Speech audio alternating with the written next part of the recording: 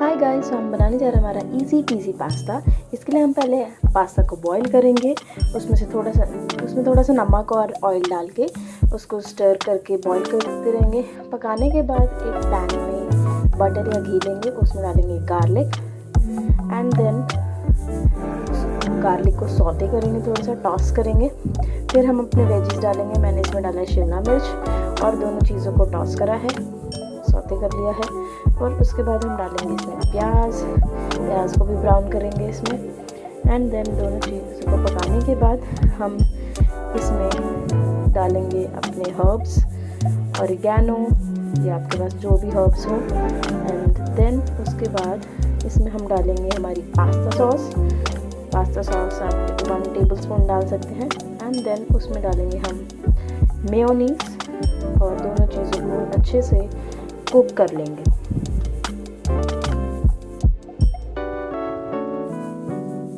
इसके बाद हमारा बॉइल्ड पास्ता डाल देंगे हम।